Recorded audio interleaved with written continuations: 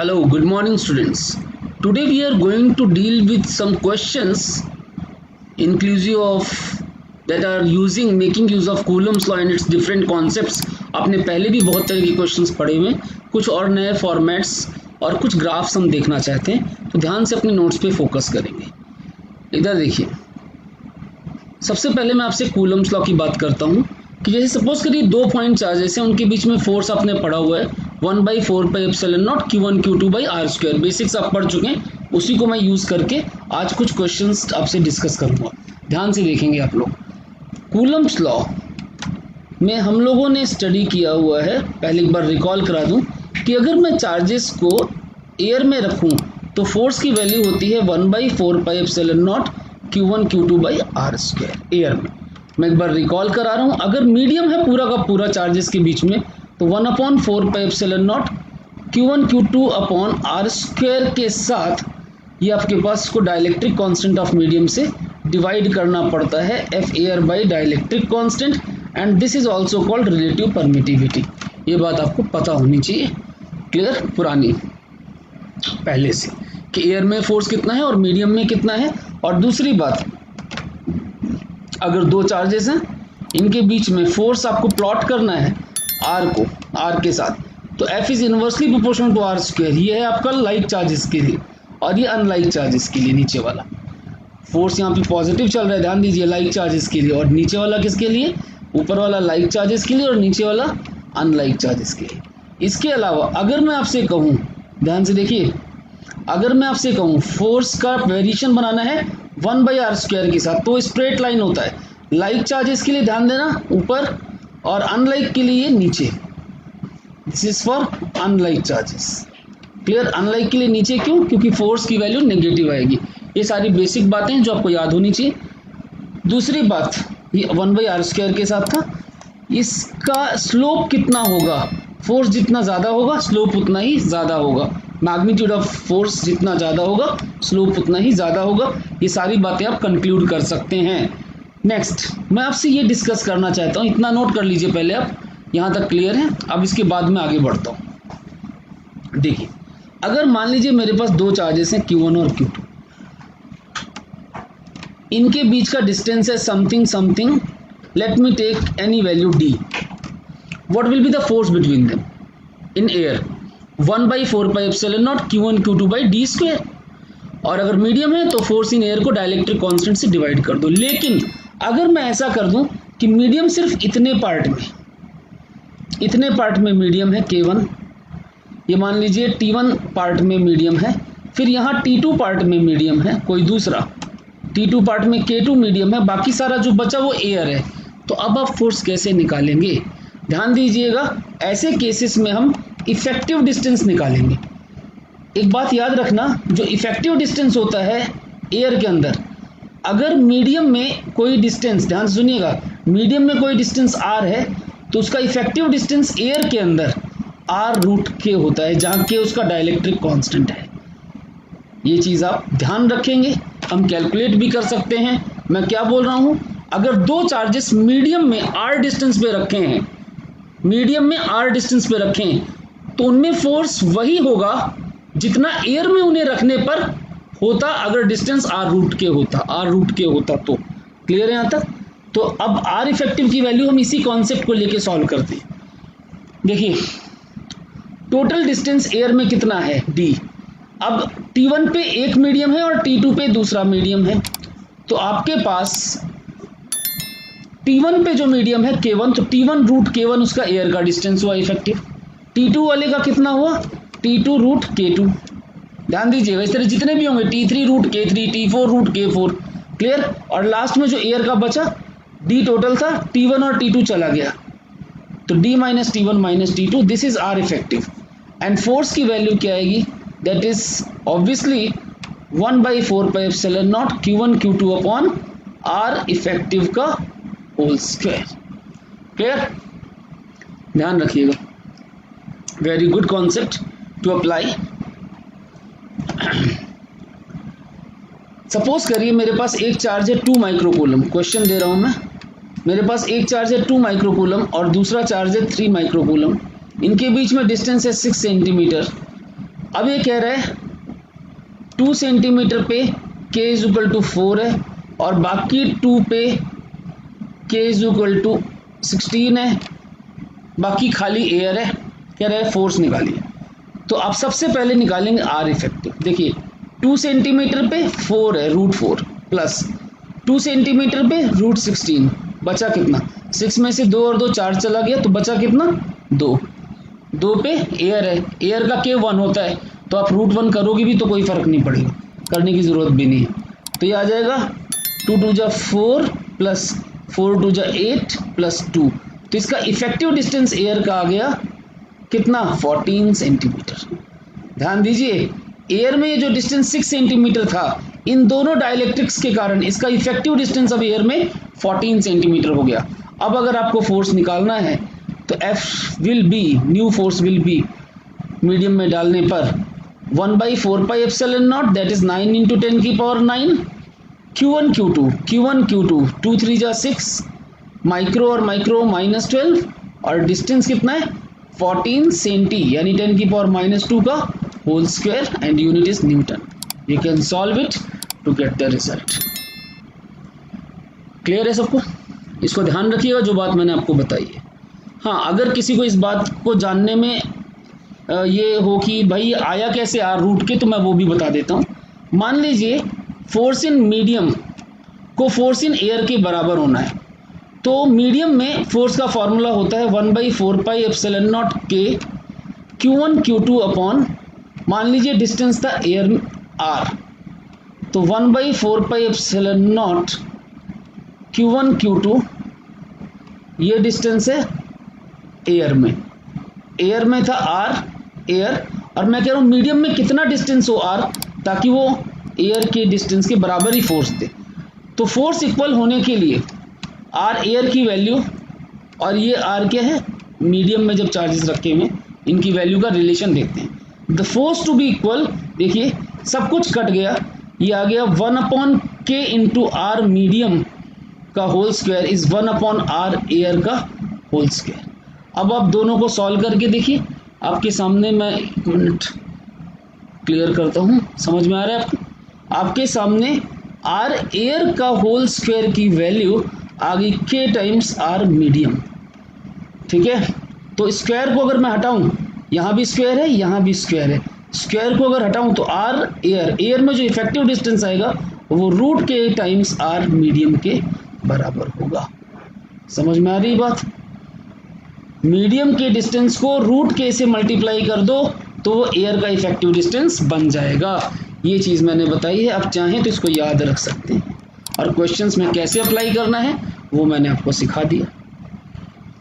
इसके बाद मैं एक कॉन्सेप्ट और डिस्कस करना चाहता हूँ आपसे। क्वेश्चन आपके सामने है, कह रहे draw the graphical variation of electric field with distance for a system of 2 positive charges. Very good question.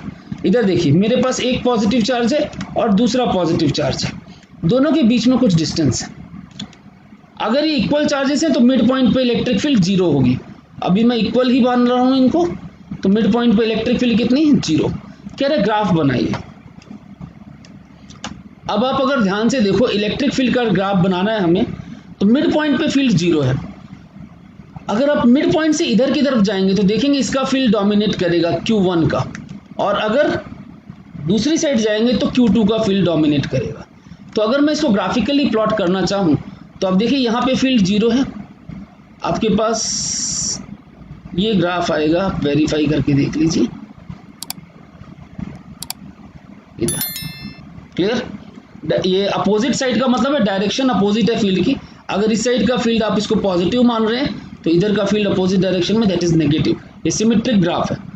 बाकी अगर आप Q2 के राइट साइड में जाते हैं तो आपका फील्ड की डायरेक्शन, और अगर Q1 के लेफ्ट साइड में जाते हैं तो फील्ड की डायरेक्शन। ये इनवर्स स्क्वायर लॉ के अकॉर्डिंग ग्राफ बने हुए हैं। आप देख लेना अगर दोनों पॉजिटिव चार्जेस हैं या दोनों नेगेटिव है तो भी, बस साइन कन्वेंशन आपको अपने हिसाब से लेना होगा। फर्स्ट पार्ट तो हो गया आपका। सेकंड पार्ट में बोलता है for a system of positive and A negative charge.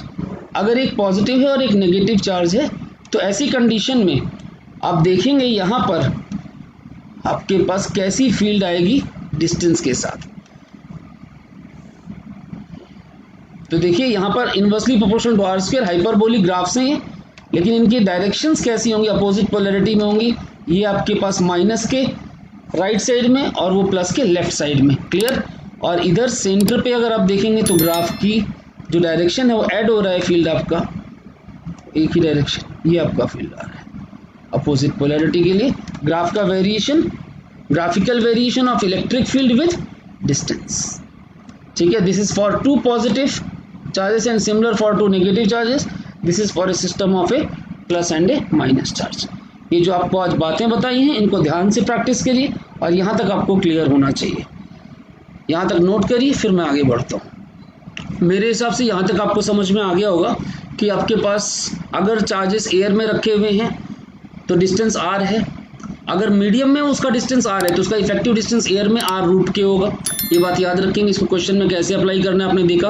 Graphical variation देखा इलेक्ट्रिक फील्ड का डिस्टेंस के साथ, दोनों लाइक चार्जेस के लिए और अनलाइक चार्जेस के लिए। इन बातों को आप याद रखेंगे।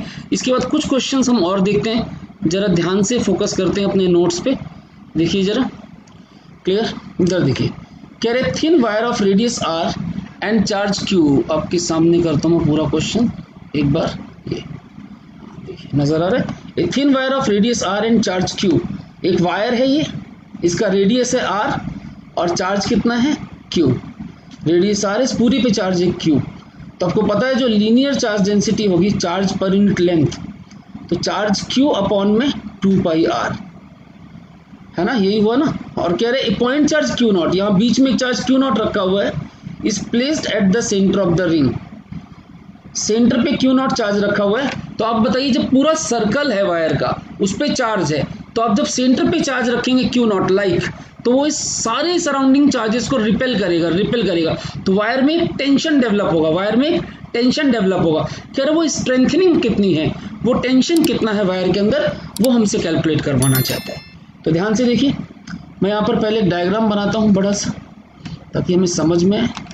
ये सेंटर है मेरा, यहाँ पे चार्ज रखा हुआ है, पूरी वायर में भी चार्ज है, ये बता रखा है इसने क्वेश्चन में।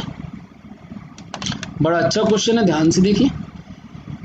मैं यहाँ पे एक छोटा सा एलिमेंट देता हूँ डीएल, जो कि एंगल सब्सटेंड कर रहा है थीटा, क्लियर। अब इसको दो पार्ट्स में डिवाइड कर दिया मैंने यहाँ पर, ये θ/2 और इधर भी θ/2। अब ये जो डीएल एलिमेंट है इधर, इसके अंदर टेंशन डेवलप हुआ, strengthening T, strengthening is due to tension T.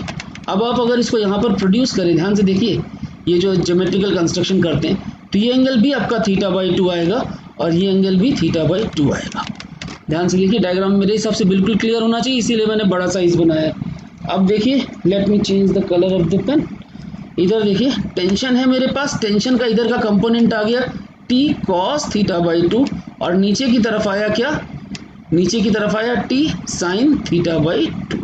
वैसे ही दूसरी साइड वाला टेंशन, इसके भी दो कंपोनेंट t cos θ/2 और t sin θ/2 नीचे की तरफ। cos और cos कट गए, तो net force towards the centre, that is net force towards the center, towards center, central force, that is 2t sin θ/2। देखिए दोनों t sin θ/2 नीचे की तरफ हैं, और जो towards the center force है वो इस dl पे जो चार्ज है dq और q नॉट के बीच में, तो that is equal to 1/4 pi epsilon naught। देखिए q naught into dq upon में r square, this should be the value. Have a look, नजर आ रहा है आपको, ध्यान से देखिए। मेरे हिसाब से तो बिल्कुल क्लियर होना चाहिए। अब क्योंकि थीटा बहुत छोटा है, तो sine theta is 2 sin θ/2 is approximately θ/2, clear. और ये आ गया आपके पास k q naught dq is lambda dl upon में r square. Check it out, समझ में। अब देखिए theta is what, theta is ये जो आपका टोटल थीटा है दैट इज dl/r। थीटा की वैल्यू क्या हो गया, dl/r। तो θ/2 कितना हो जाएगा, dl/2r। देखिए तो this is 2t dl/2r and this is k q naught lambda upon r square. Have a look, तो अब आपके पास यहाँ पर भी dl है, देखो ये dl और dl चला गया, 2 और 2 चला गया, ये स्मॉल r ले लो, अब बेटर रहेगा क्योंकि सेम है रेडियस, यहाँ पे स्मॉल r ले लीजिए, this is small r, confusion होगा वरना। तो टेंशन की वैल्यू आ गई आपके पास, टेंशन की वैल्यू क्या आ गई, k q naught lambda upon r and k can be written as 1/4 pi epsilon naught. Have a look, आपके सामने है, ध्यान से देखिए इसको पूरे को, मेरे हिसाब से क्लियर होना चाहिए आपको।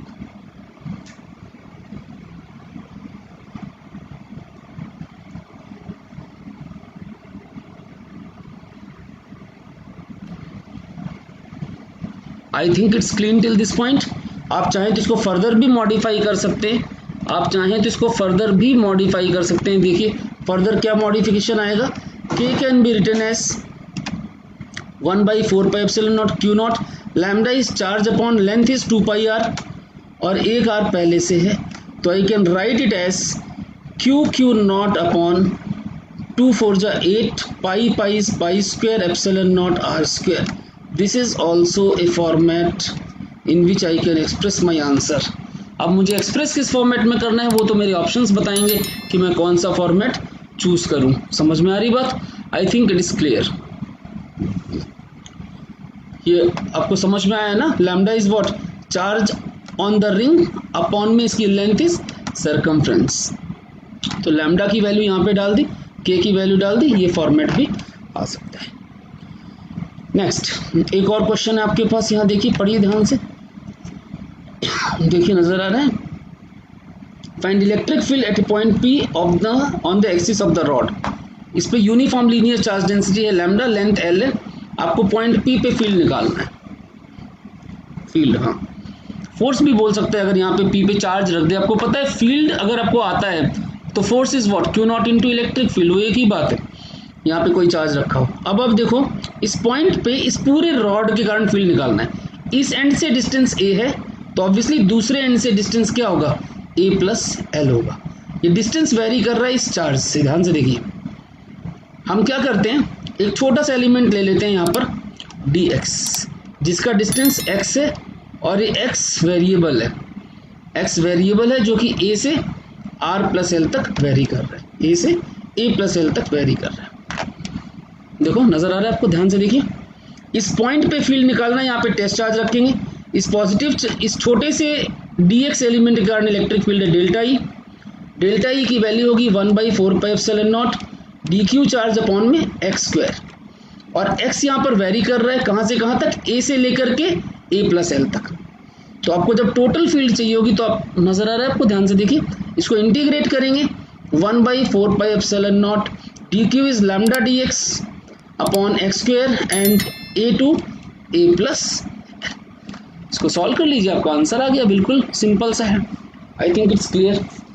अब देखो हम इसको सॉल्व करते हैं, इधर पे e की वैल्यू यहाँ पर सॉल्व कर रहा हूँ मैं further. 1/4 pi epsilon naught can be written as k, बाहर ले लो, लैम्डा बाहर आ गया, 1/x स्क्वायर का इंटीग्रेशन आ गया -1/x, कितना आया -1/x, और ये कितना है a to a plus L. अब देखिए this is k lambda, k की वैल्यू आप चाहें तो रख भी सकते हैं, मैंने ज़्यादा बार बार लंबा ना लिखना पड़े इसलिए 1/4 पाई एप्सिलॉन नॉट को k लिख दिया। अब ये आ गया 1/a minus 1/a plus L, upper limit minus lower limit, ध्यान से सुनिए, मैंने उल्टा लिखा है, ध्यान दे रहे हो अगर आप तो, upper limit minus lower limit, और बाहर है माइनस साइन तो उल्टा ही लिख देता हूँ, बार बार माइनस चेंज करने से, लोअर माइनस अपर, क्योंकि माइनस साइन है। अब आप इसको सॉल्व कर लीजिए, इसको सॉल्व करिए, देखिए k लैम्डा और नीचे आ गया a plus L, LCM a plus L minus a, तो ये आ गया l, तो ये आपका फील्ड की वैल्यू आ गई, देख लो ध्यान से। और lambda into L, what is that, lambda is what, charge per unit length, तो दिस इज q, तो this can also be written as kq upon a into a plus L. This is the value of electric field. Have a look. अब यहीं पर अगर question हो कि इस point पे मैंने एक चार्ज रख दिया कैपिटल Q नॉट, तो उस पर फोर्स कितना होगा, तो इस फील्ड से Q नॉट को मल्टीप्लाई कर दो, आपका फोर्स आ जाएगा। फोर्स क्या हो जाएगा, KQ upon AA plus L into Q naught. This will be force on Q naught. Very simple. Clear है आपको? ध्यान से देख लीजिए, यहाँ तक के क्वेश्चंस आपको बिल्कुल क्लियर होने चाहिए। ठीक है, इनको अच्छे से प्रैक्टिस करिए और इसके आगे के कॉन्सेप्ट सब हम अपनी अगली स्लाइड में कैरी आउट करेंगे। See you all in the next lecture. Good bye till then.